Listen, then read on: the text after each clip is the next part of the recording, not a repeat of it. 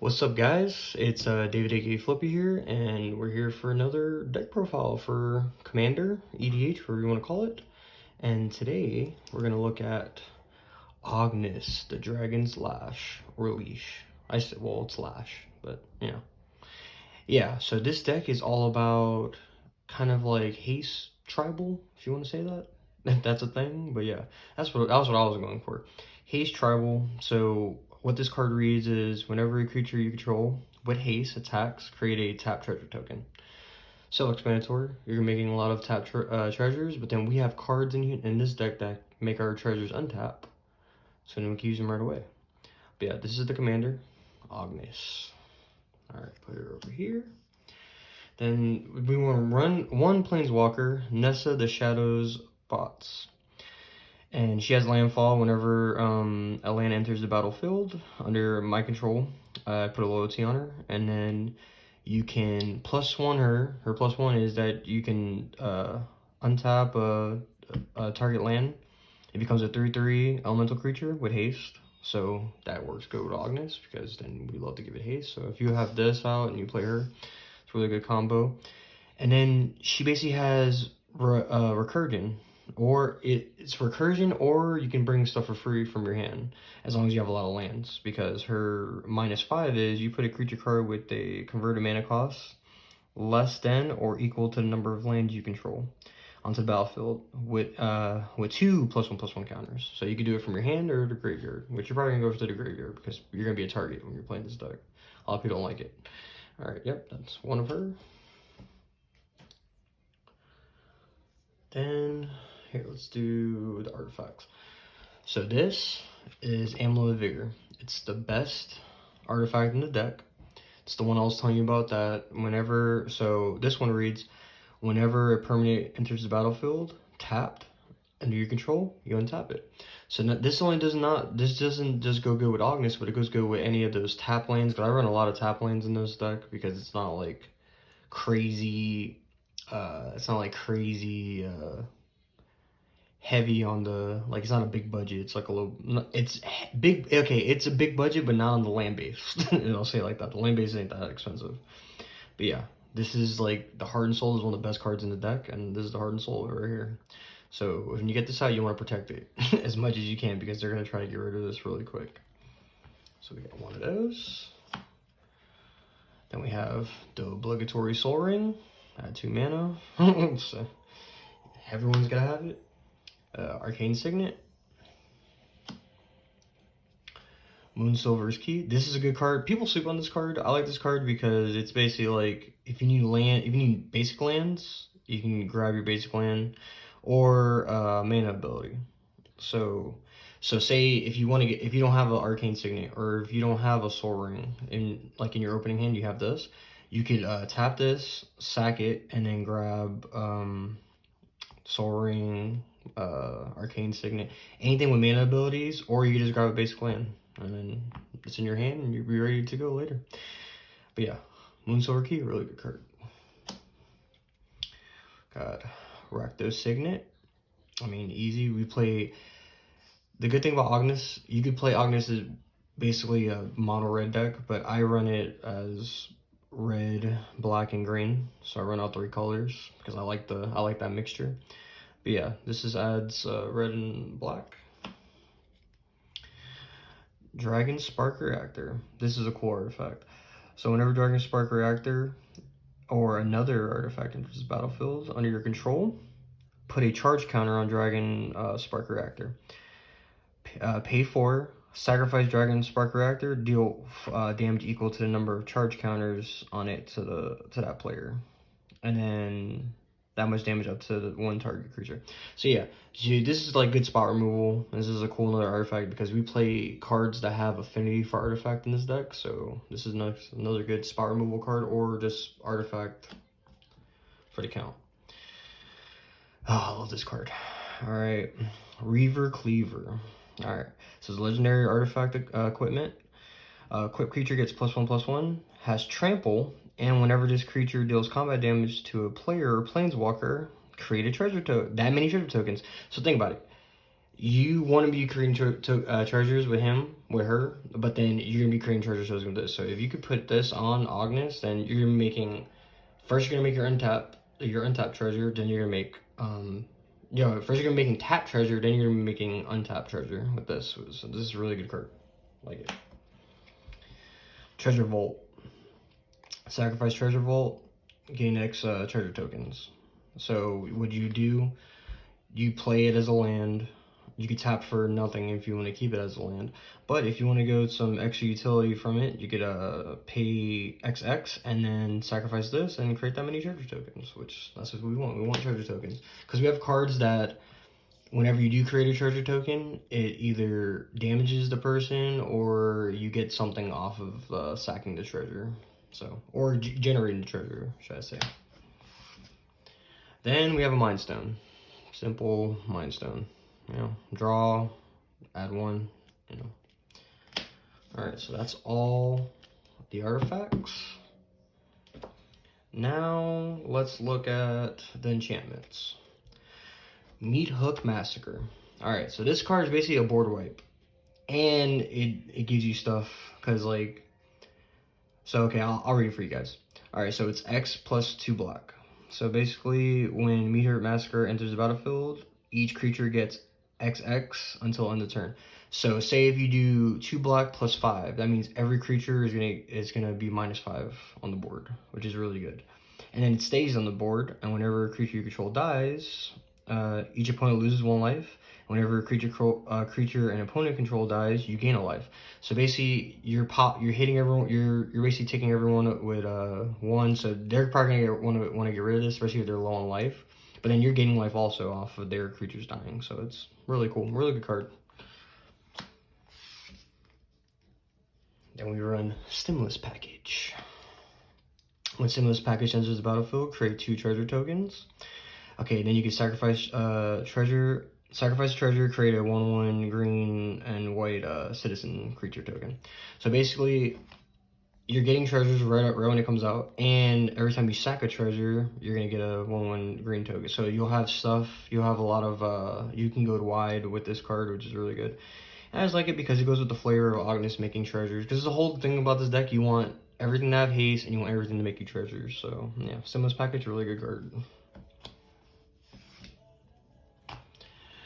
Rival in Riches. This is a really good card too. It's a really good enchantment, really good with the flavor of this deck. So it reads, whenever a creature an opponent controls dies, create a colorless treasure artifact token. Well, sacrifice, you know, again. Okay, so basically, it's basically like Meat Hook Massacre, but instead of gaining the life, or it's basically when anyone creature that your opponent control dies, you make a treasure basically. And at the beginning of your upkeep, if you control 10 or more treasures, you win the game. So not only is this a treasure generator, it's a win condition.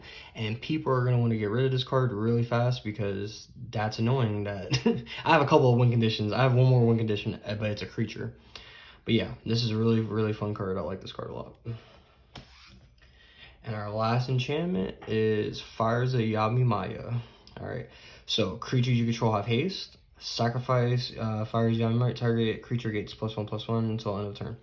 You really don't see the second effect, but it's that first effect. Creatures you control have haste. That's what you want. You want everything, because like some things don't have haste in this deck, but then a lot of things in this deck do. But when you get this out, you don't have to worry about that because everything's gonna get haste. And if you want to, you know, probably end the game or something, you know, sack it, get that creature +2/+2 and end it. But yeah, really good enchantment. So that's all the enchantments. Now let's look at the instants and sorceries. So the first one is Eternal Grasp. Destroy target creature, you lose 2 life. Spot removal for creatures, which is really good. 2 life isn't really anything because remember, life is just a resource. So really good card. Beast Within, another spot removal card, but this is better because this is a permanent. So destroy target permanent. Its controller gets a 3/3 beast creature token. The beast creature token, no one really gives a damn about that. It's all about that spot removal. You know, you see that artifact, you see that land, you see anything you want to destroy, anything you want to destroy as a permanent. This is what you want. So it's a good spot removal card. Then we have Feed the Swarm. Destroy target creature or enchantment, and an opponent controls, you lose life equal to that permanent's main value. Like I said, you're gonna lose life, but guess what? You're getting rid of something that's a nuisance on the board, and that's what you need. So if you want to make a deal or something, you know, you could be like, hey man, I won't destroy your enchantment, you just don't bother me. Or if you know you got to get rid of something like a Smother and Tithe or Ristic Study or something like that, yeah, you just get rid of that. Retriever's Charm. Okay, so this card has 3 abilities. I usually use it to make the treasures, but it's actually, you can use it for spot removal, and you can use it for graveyard hate. So you can exile target player's graveyard, you can exile the top 3 cards of your library and play them to another turn. So this is really good for, like, you know, if you're playing like those cards like, oh yeah, I like to play stuff off the top that's exiled, which is really good. But really, what I'm gonna do, I'm gonna make you sacrifice creature. That's what I'm gonna make you do. Because that, well, you want to use it when they really don't have a lot of creatures on the board, because they get to choose which one, the highest mana value. So basically, you pop this, you play this once they have like 2 really good creatures, so it's gonna be like a rock and a hard place for them to choose. But yeah, this is a good utility card I like to put in this deck. Really good. Advocate. Okay. This is good if you want to deal 3 damage, or if you just want to get rid of an artifact. Because a lot of times when I'm like, the pools I play with, they run like really good artifacts, and I just don't want to deal with that. So this is a good spot removal for that. And or you can just deal damage to a little, like a mana dork or something, and get it off the board. But yeah, I like this card. Terminate. More spot removal. It's just a black and a red. Destroy target creature. It can't be regenerated. That's really key, because I have cards in here that can be regenerated, but when you hit them with this, no regeneration is going to happen, and that's what you want. Rakdos Charm. Another really good spot removal. Or you could just graveyard hate. So you could exile all cards from a target player's graveyard, destroy a target artifact, each creature, or you could just deal 1 to each, each creature deals 1 damage to its controller. Alright, so yeah, you can basically hurt someone, but you're probably going to use it for the graveyard hate or the destroy artifact. That's what I probably use it for, most likely. But yeah, really cool card.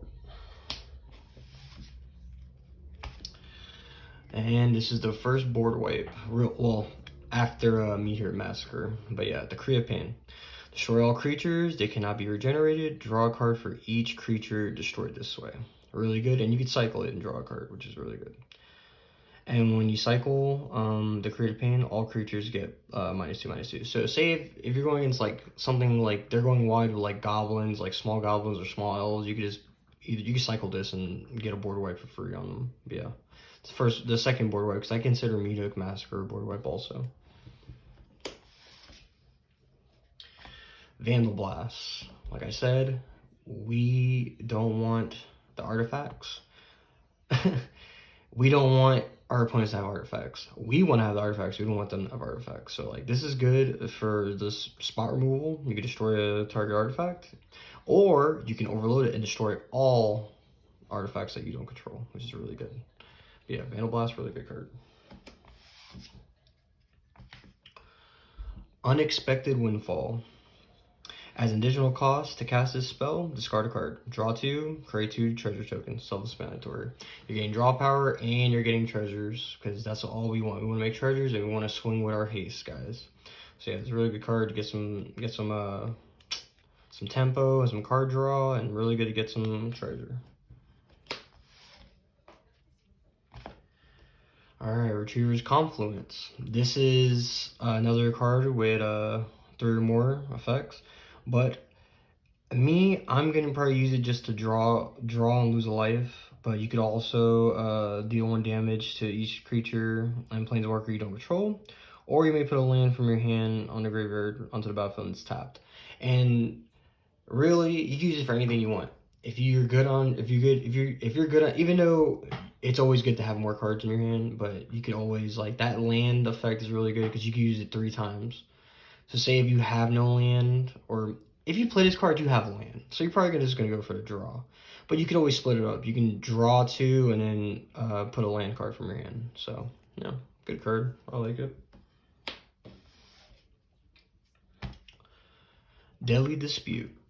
Another instant. It's a black and 1. As additional cost, to cast a spell, you have to sacrifice an artifact or creature. You can just sacrifice a treasure, that's what I usually do. But if you have a creature that you don't want, or if you have an artifact that you don't want, you could do that. But yeah, draw 2 cards, create a treasure token. Really good. Draw and creating treasures.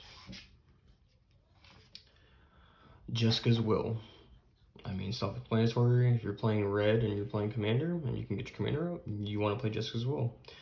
So choose one. If you control your commander, as long as you cast a spell, you may choose both. So if we're most likely, because Ognis is so cheap, we're gonna always use it with Ognis. So we're gonna add a red mana for each target opponent card in someone's hand that we choose, and we exile the top 3 of the library, and we can play them this turn. So with all that extra mana, so you basically go for someone with the biggest hand, and then you exile the top 3 of yours, and you can use with that 7.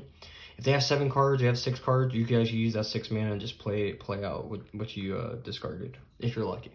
But yeah, Jessica's Will, good commander staple. Cultivate. It's basically just ramp, you know. Search your library for 2 basic lands cards, or reveal those cards and put 1 on the battlefield, put 1 in your hand. You need a ramp. This is a good ramp card. And since we're going like budget friendly, this is the only tutor I have in this deck, because unlike my Dragon deck, which I have 3 tutors, this deck I was trying to keep it cheap. Even though Diabolic Tutor, this card's going up in price, it was cheaper, but when I picked it up, but now it's like it's gone up. So yeah, if you get one now, there's better tutors in this, but you know, this is all I really didn't want to go crazy and put a Vamp tutor, put a Demonic tutor. But yeah, Diabolic Tutor is really good. So search your library for a card, and then put that card in your hand, and then shuffle your library, you know? 4, it's not an instant, so you can't use it on your opponent's turn, but, you know, usually, like, if you know what you're looking for, you're probably going to go for an artifact, like, or you're going to go for a creature that you need. But yeah, to buy Diabolic Tutor, really good. Brass Bounty. For each land you control, create a treasure token. Like, come on. You have 10 lands, guess what? You're making 10 treasures. And if you have Rival Riches, or you have my other win condition, you're probably going to win the game, because that's all you need. That's plenty of... You basically go net even, because if you pay 7 and you have 7 lands, you make 7 treasures, you basically play this card for free, pretty much. And then the last one is more ramp, Migration Path. Search your library for up to 2 basic lands, put them onto the battlefield tapped, and shuffle your library. And you can cycle it for 2. Alright, that's all the instants and sorceries. Let's look at the creatures now. So for the first creature I'm going to show you is Ragavan. So whenever Ragavan deals combat damage to a player, create a treasure token, exile the top card of their library. You can play it for the dash cost, which is basically 1 more plus a red, and has haste. So that's what you want. You want to play him for dash, put it back in your hand, do it again if you want to, or because like once you get Ognis out, you want to be attacking with your haste enabler, guys. But yeah, 1 Ragavan, really good card. Of course, this is not budget friendly. You don't have to play this card. You play anything, but I have one. I like to play it in this deck. Loyal Apprentice. Creature human artifactor, has haste, that's what we want. We always want our cards with haste. And has lieutenant, so at the beginning of combat, on your turn, if you control your commander, create a 1/1 colorless stop their artifact token with flying, and that card gains haste. So you basically can get 2 treasures off this guy if you have your commander out when you do it. Which usually if you play this, you're going to play your commander. Well, you're going to have your commander out when you play this, anyway. Then we have the Reckless Fire Weaver. This card's really good. It's a human artifactor. Whenever an artifact enters the battlefield under our control, we deal 1 damage to each opponent. So basically, we're burning them for 1 every time we make a treasure. So really good guy. Usually they see this guy come out, they want to kill it because they're like, oh, this guy's about to make like 1 million treasures. But yeah, really good card. Colleen, Reclusive Painter. She's really good because when you play her, you make a treasure, and then if you play cards using treasures, you get a +1+. They come in with a counter on them for each treasure you spent, so that's really good. Like she's a really good card. Like I've seen people play her as a commander in decks and treasure focused decks, and it's really good. But this isn't treasure only; it's haste too. All right, so her. Then we got of course, Dockside Extortionist. We're making treasures, you know. We want Dockside. This is another non-friendly budget choice. You don't have to play this card. I just play it because I like him, and he goes with the deck because we want to make treasures. We like the treasures. But yeah, like I said, you know, if you play EDH, you know, if you have this guy and everyone has a lot of artifacts and a lot of enchantments, you're making a shit ton of treasure, and you're probably gonna ramp out and play a lot of crazy stuff. So, really good card. Magda Brazen Outlaw. This card, like I want to make a deck. I want to make a deck just around her because she is really good. So all the doors get +1/+0, and whenever a door you control becomes tapped, create a treasure token. So you're gonna tap her, create a treasure, and then you could sack 5 treasures, search your library for an artifact or dragon card, put that card into the battlefield, and shuffle your library. Really, really good. She's such a good card. I want to make a dragon focus deck around her, or dragon artifact matter deck or something. Academy Factor. Alright, so this card's really good because, like I said, we're making treasures. So if we would create a clue, food, or treasure token, instead create one of each. So basically, you're making an extra treasure every time, and you're making a clue and a food token. So, I mean, more tokens is better, right? You can't beat that, so. One of the best cards in the deck, Professional Facebreaker. This guy right here is so good. Human Warrior with Menace. Whenever one or more creatures you control deal combat damage to a player, create a treasure token. Sacrifice a treasure token. Exile the top card of your library. You may play that card this turn. So you get to make treasure with them, and you get to play shit off the top, which is really good. Because say if you do need something, and on the top is really good. So if you get a land, you can play it, or you can just cast something from the top. It's really good. So really good card. Reckless Stormseeker. Creature, human, werewolf. At the beginning of combat, on your turn. So basically, when you play it, it becomes day. Which the day and night cycle doesn't really matter because you're playing a lot of shit anyway. And so everyone's playing spells. But the good thing is that you can give any of your creatures haste, or you can give him haste if you want to. Then the backside reads, if it does become night, and if it does turn night, he turns into the Storm Charge Slasher, which is a really cool card. And at the beginning of combat, target creature you control gets +2, gains trample, and gains haste. So it's, you know, gets 2 more, and it gets trample and haste, so it's not that bad. Really good in werewolf decks, but I just like it because it's basically like an haste enabler, which is really good. But yeah, like this guy. Oh, here we go. Lana the Blade Reforged. Alright, so she's really good because she has haste, which that's what we want. But whenever she attacks, exile the top card of your library. You may play that card this turn. Whenever you exile one or more cards from your library or graveyard, put a +1/+1 counter on her. So she gets really big because you're always exiling on top, and we have other cards that exile on top, and she has haste, which is that's what we want. But yeah, she's a really good card. Captain Lannery Storm. Really good card. Human Pirate. Has haste, of course. And whenever he attacks, make a treasure. And you can sacrifice a treasure and get him +1/+0. The +1/+0 doesn't really come up that much, but making the treasure every time we attack, that's what we want. We want to always create treasures and attack trigger so you don't have to deal damage. Once you're attacking, that's it. Same thing with Ognis. It's an attack trigger. Is it Chemister? Okay, this is a really good card. It has haste. It's a Goblin Wizard, and it reads, pay red and tap the Chemister. Exile target instant sorcery card from your graveyard, right? So you get to exile a card in your grave, and then pay 1 in red, tap the Chemister, cast any number of cards exiles with a customer without paying its mana cost. So basically, you exile 2 cards, you want to save those things for like a spot removal or something, you could play it for nothing, which is really good. So this card's really slept on. I like it a lot.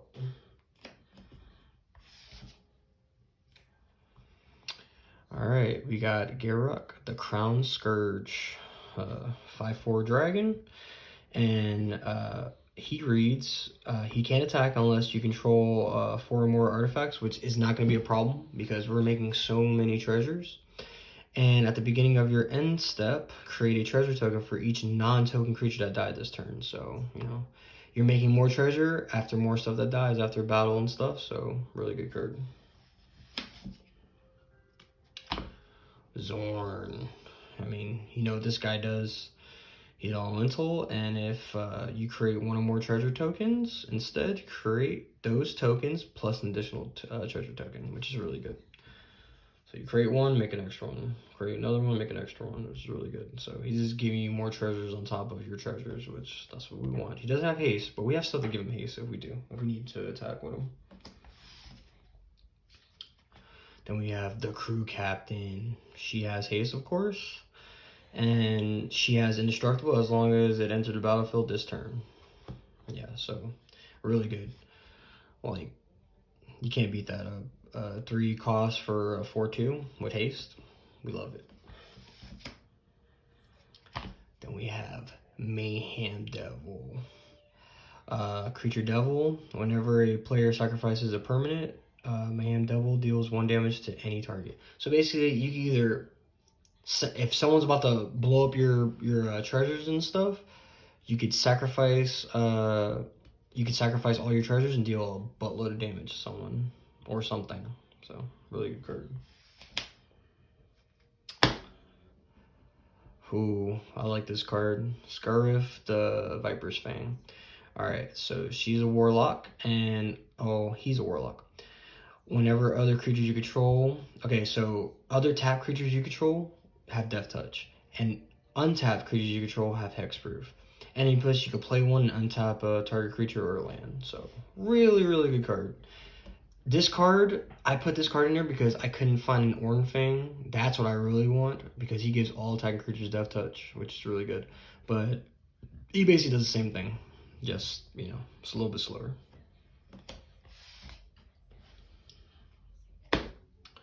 And this guy, Zatora's Envy.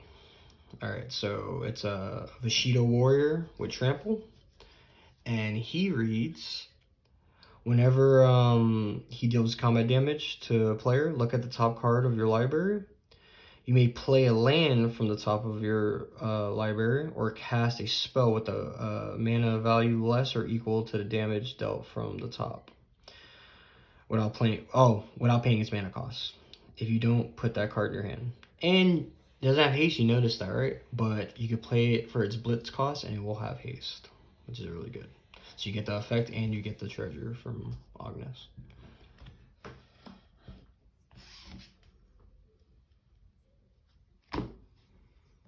We got the big boy, Mr. 04, the Blunder. Legendary creature, Rhino warrior. And whenever you attack, double creature's power till the end of the turn. So basically you make everything really big. Make Ognis a 6/3, which is really good. But yeah, we just, like, he doesn't have haste. He's just there to enable, like, combat tricks when the turn starts. And we have the Grim Hireling. Whenever 1 or more creatures you control deal combat damage to a player, create 2 treasure tokens. And it's, you can pay a black, sacrifice X treasure token, sacrifice X treasures, target creatures get -X until the end of the turn. Activate only as sorcery. So yeah, so basically you can make this a board wipe if you have a shit ton of treasures, but you really just want it because it's always generating treasures for you on the attack. So really good. Then we have the Unvilden Oddity. God, I can't read. All right, so it's a beast, trample, haste, of course. And then you can pay 5 and 2 green to transform. And the transforming Unveiled Behemoth. It's a beast horror. And he has trample and haste, and other creatures you control get +1/+1 and have trample and haste, bro. 8/8, yeah. if you can transform him, you're basically gonna like that's basically like a Crater Hoof, basically, kind of, just a little bit. But yeah, really cool card. We love the haste. Then we have Jolene, the Plunder Queen. Alright, so whenever a player attacks one or more of your opponents, that attacking player creates a treasure token. If you would create one or more treasure tokens, instead create those tokens plus an additional treasure token. So it's basically like Zorn, and then you can sacrifice 5 treasure tokens, put 5 +1/+1 counters on Jolene. You can make Jolene really big, but you're really just doing it for that extra treasure generating plus the one you're generating from attacking the other player. Then we have this guy, Ashi the Blazing Sky. It's a dragon. If you didn't notice, I think we're getting to the dragon spot. We're getting to the. I think we're done with the other creatures, and we're about to get into, because I have a lot of dragons in this deck. Well, not a lot, I guess, but a good amount. But yeah, anyway. Okay, so flying and trample. When Asi dies, you choose one. So you can exile the top 2 cards of your library until the end of the turn. You can play those, and you can play those cards. And then the second one is what we're probably going to do. We're going to create 3 treasure tokens, which is really good. So people don't like getting rid of this card. They're probably just going to try to exile them, not like destroy them. But yeah, really good card. Oh, this, my boy, Anger. Of course, he has haste. And as long as Anger's in your graveyard and you control a mountain, creature you control have haste. So basically, he's like, if you can't get that enchantment that gives all your creatures haste, or you can't get a creature that gives you haste, if he's in the graveyard, all your creatures get haste no matter what. So you could start doing crazy shit right off the bat. Anger's a really good card. Then we have Storm-Killed Artist. Okay, so he reads, he gets a +1/+0 for each artifact you control, so he gets really big. And Megacraft, whenever you cast or copy an instant sorcery, create a treasure token. So not only is he going to be really big when you play him, but he's going to make you treasure also, make himself big, even bigger. So yeah, he's really good. Alright, I think we're getting close to the dragons. Alright, so then we have Orbrass, the Hidden. Legendary creature, Praetor. Creatures you control have haste. Really good, that's what we want. But another good thing, creatures your opponent controls enter the battlefield tapped. So that's really big. So while all your creatures have haste, you can get going. You're setting everyone back. So this is big. This guy's always like a big target in the beginning. But yeah, really good card. Frogmoth. Alright, so this guy is really good. He has trample and haste, and whenever he deals damage to combat damage to a player, exile up to that many target cards from their graveyard. If the cards that are exiled are creatures, he gets counters on them, +1/+1. And if they're non-creature permanents, you get a life. Basically, gain 1 life for each one, which is really good. So you get some life and you get some tokens, and he has haste. So really good. Here goes some more dragons. Of course, we gotta have the Goldspan dragon. Every deck that plays treasures, you gotta play Goldspan, because not only are you gonna make treasures when you attack with Goldspan, your treasures tap for 2 mana except for 1. So instead of 1. So basically, you have a shit ton of treasures. You're tapping them for 2 mana each. So you have 10 treasures. Guess what? You're tapping them for 20. Instead of, you basically have 20 mana instead of just 10. So Goldspan always auto include in these types of decks. We got Killagon, the Storm's Fury. So flying, whenever you control a creature attacks, you gain. Okay, whenever a dragon you control attacks, it gets +1/+0, which is really good, and you can play it for its dash cost. It just gains haste, and then you got to put it back in your hand after you're done. So the same thing with Ragavan, same shit. But yeah, really cool. You gotta have some dragons. And here goes our second win condition, Hellkite Tyrant. He has flying and trample, and he reads whenever Hellkite Tyrant deals combat damage to a player, gain control of all artifacts that player controls. So basically, you want to swing on the person with the most artifacts. And his second ability is win condition. So at the beginning of your upkeep, if you control 20 or more artifacts, you win the game. So people say it's hard to get 20, but when you're making so many treasures and stuff, this shit happens. So people are probably gonna get rid of this quick when it hits the board. Then we have Hellkite Charger. Of course, it's flying in haste. And whenever Hellkite Charger attacks, you may pay 5 and 2 red. If you do, untap all attacking creatures. After this phase, there's an additional combat, which so if you have big boys on the board, or if you have, say you do have Hellkite Tyrant, you hit another person, take all their artifacts, and then win next turn. But yeah, really good.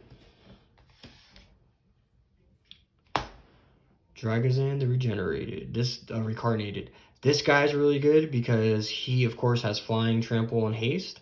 But if he dies, so when he dies, instead exile him, and then he has three 8 counters on him while he's exiled. At the beginning of your upkeep, if it was exiled with an 8 counter, you remove 1, and then once you remove all the 8 counters removed, he comes back to the board. So you basically have another 7/7 big boy dragon on the board, which is really cool. And here goes that one dragon I was telling you about, Kyr's Glor, Forged Tyrant. This guy, so you could basically play him for 3 red, as long as you have charges, because he has affinity for artifacts. So basically, this spell costs 1 less for each artifact you control. He has flying and haste, and whenever he attacks, exile the top 5 cards of your library. You may cast an artifact from the artifact spell from among them, and if you do, they have affinity for artifacts. So you basically pay an artifact for free if you do drop 1. So yeah, this guy, his effect never really comes up that much because I don't play a shit ton of artifacts, but just getting a dragon with haste with for 3 mana, can't beat that.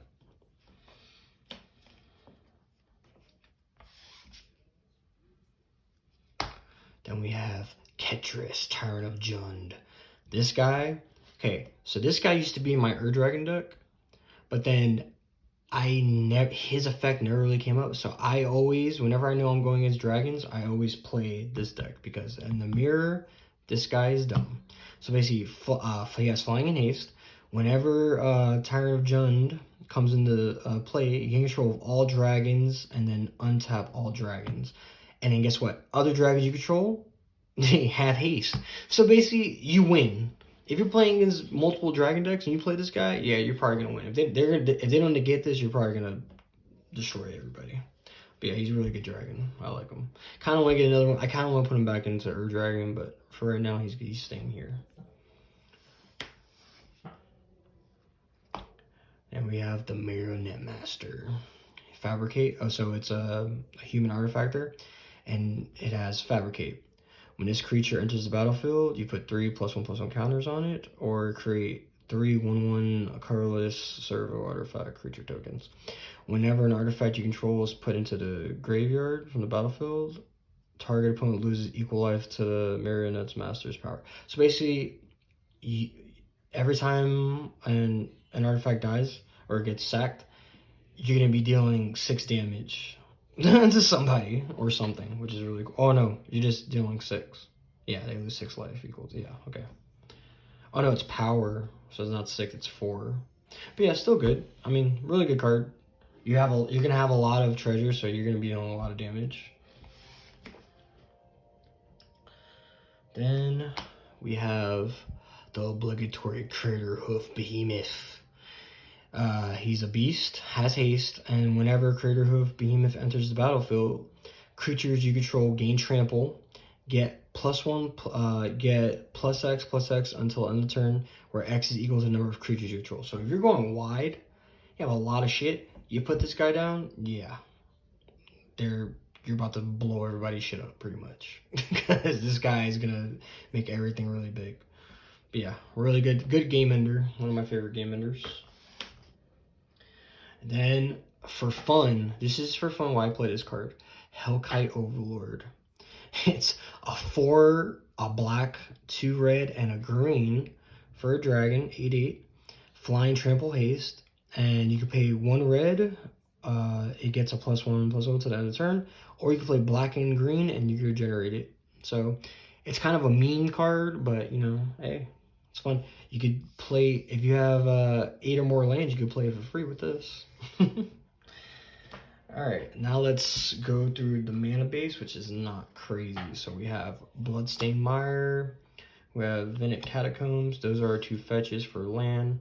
Then we have a Gruul Turf, Kansas Forest, we have a Cinder Glade, Ben Ruins, Gogorov Rot Farm, Fold Orchard, Bloodfilled Cave,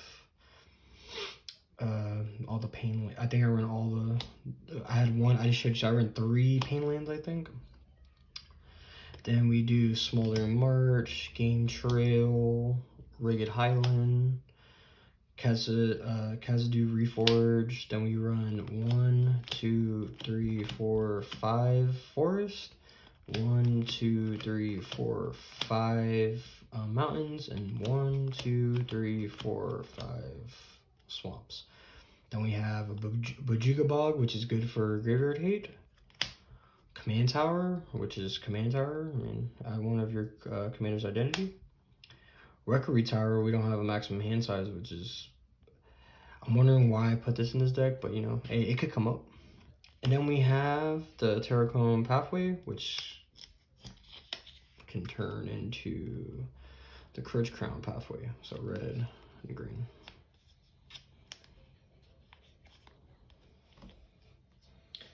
And that's the deck. Hope you guys liked it.